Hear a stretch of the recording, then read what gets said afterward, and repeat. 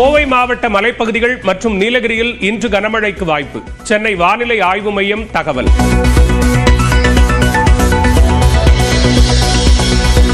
பாமக தலைவர் பதவியிலிருந்து அன்புமணி நீக்கப்பட்டு செயல் தலைவராக நியமனம். நிறுவனரான தானே தலைவராகவும் செயல்பட உள்ளதாக ராமதாஸ் அறிவிப்பு.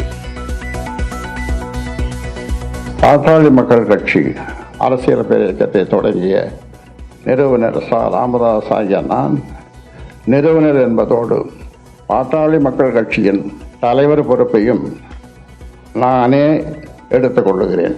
பாட்டாளி மக்கள் கட்சியின் தலைவராக பொறுப்பு வகித்து வரும் மருத்துவர் அன்புமணி ராமதாஸ் பாட்டாளி மக்கள் கட்சியின் செயல் தலைவராக நியமனம் செய்கிறேன்.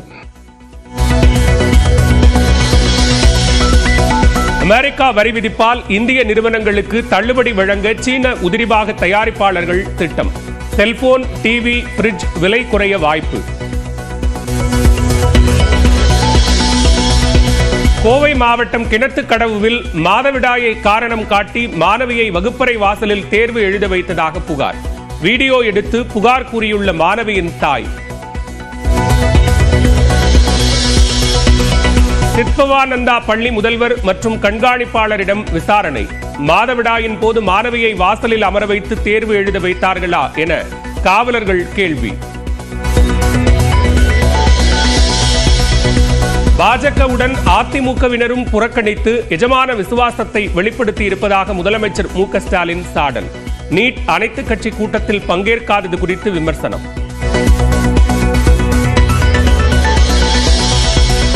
விசைத்தறி உரிமையாளர்களின் வேலை நிறுத்தத்தை முடிவுக்கு கொண்டு வர முடியவில்லை என அரசு மீது குற்றச்சாட்டு.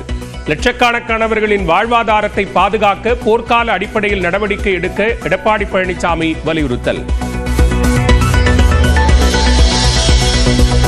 வக்ஃப் சட்டம் தங்களுக்கு அநீதி இழைப்பதாக இஸ்லாமியர்கள் நினைக்கவில்லை என அமித்ஷா பேச்சு.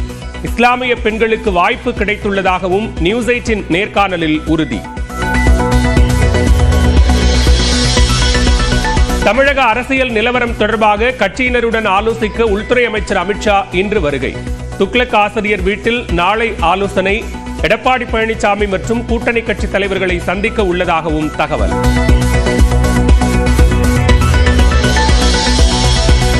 தங்கம் விலை ஒரே நாளில் சவரனுக்கு 1200 ரூபாய் அதிகரிப்பு. 68,480 ரூபாய்க்கு விற்பனை.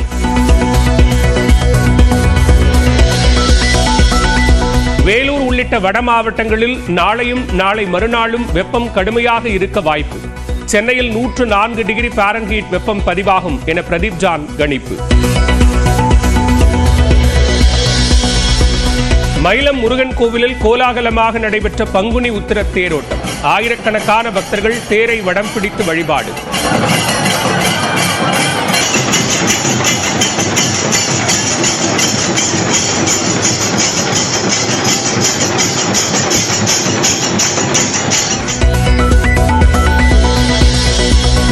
தஞ்சாவூர் மாவட்டம் நடுக்காவிரி காவல் ஆய்வாளர் ஷர்மிளா காத்திருப்போர் பட்டியலுக்கு மாற்றம். காவல் நிலையம் முன்பு பெண் தற்கொலை குறித்து விசாரணைக்கு எஸ்பி உத்தரவு. திருப்பூரில் மகாவீர் ஜெயந்தியையொட்டி தடையை மீறி இறைச்சி விற்பனை. 10 கடைகளுக்கு அபராதம் விதிக்கப்பட்டு 500 கிலோ இறைச்சி பறிமுதல்.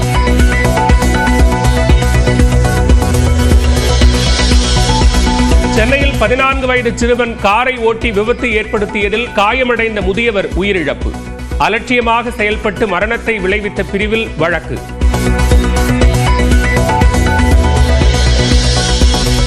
தமிழ்நாடு முழுவதும் வெளியானது அஜித்தின் குட் பேட் அக்லி திரைப்படம். திரையரங்குகளின் முன்பு குவிந்து கொண்டாட்டத்தில் ஈடுபட்ட ரசிகர்கள்.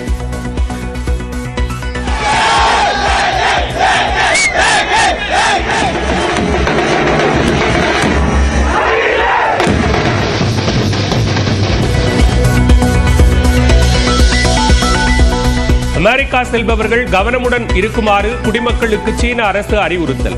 இரு நாடுகளுக்கிடையே வர்த்தக மோதலை அடுத்து நடவடிக்கை.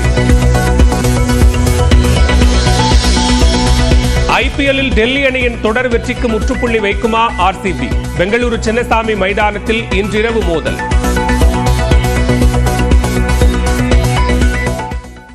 நீட் தேர்வுக்கு எதிரான அனைத்துக் கட்சி கூட்டத்தில் பாஜகவுடன் அதிமுகவினரும் புறக்கணித்து எஜமான விசுவாசத்தை வெளிப்படுத்தி இருப்பதாக முதலமைச்சர் மு க ஸ்டாலின் குற்றம் சாட்டியுள்ளார்.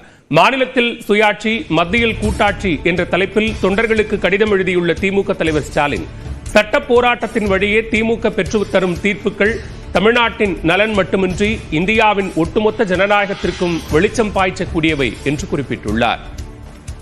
ஆளுநரின் அதிகார அத்துமீறல்களை ரத்து செய்து மாநில உரிமைகளை காத்திடும் மகத்தான தீர்ப்பை உச்சநீதிமன்றம் வழங்கியது வரலாற்றின் பக்கங்களில் பொன்னெழுத்துக்களால் பொறிக்கப்படக்கூடிய மகத்தான நாள் என தெரிவித்துள்ளார்.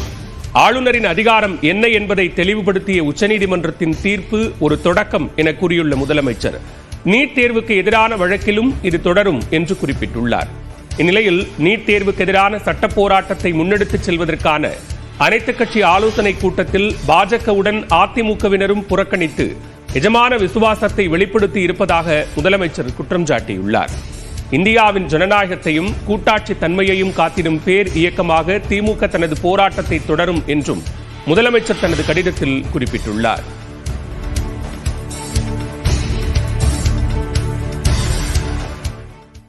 பாமக தலைவர் பதவியிலிருந்து அன்புமணியை நீக்கிய ராமதாஸ் தானே தலைவராக இருப்பேன் என்று அறிவித்துள்ளார்.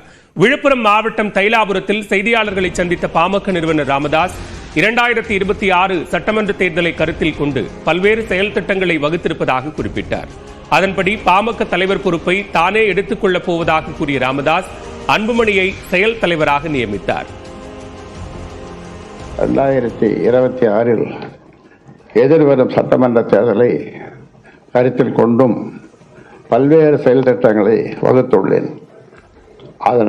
அதனை செயல்படுத்த வேண்டி கட்சி அமைப்பில் சில மாற்றங்களை செய்ய வேண்டும் என கருதி எனது முழு மனதுடன் இந்த அறிவிப்பை நான் இன்று வெளியிடுகிறேன்.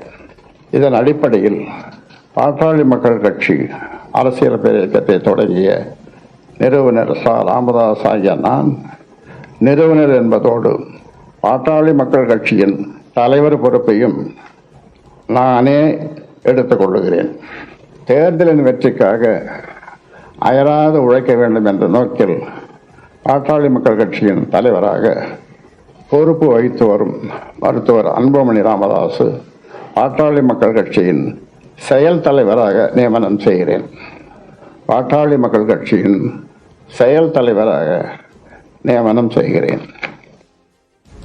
இந்நிலையில் ராமதாஸின் முடிவுக்கு பாமக பொருளாளர் திலகபாமா எதிர்ப்பு தெரிவித்துள்ளார். இதுகுறித்து பேஸ்புக்கில் அவர் பதிவிட்டுள்ளார். அதில் பாட்டாளி மக்கள் கட்சியின் ஜனநாயகம் கொலை செய்யப்பட்டுள்ளதாக தெரிவித்துள்ளார். மேலும் இதுவரை ராமதாஸ் எடுத்த எல்லா முடிவுகளும் சரியே என்றும் குறிப்பிட்டுள்ள திலகபாமா, இந்த முடிவு தவறு, அன்புதானே எல்லாம் என்று பதிவிட்டுள்ளார்.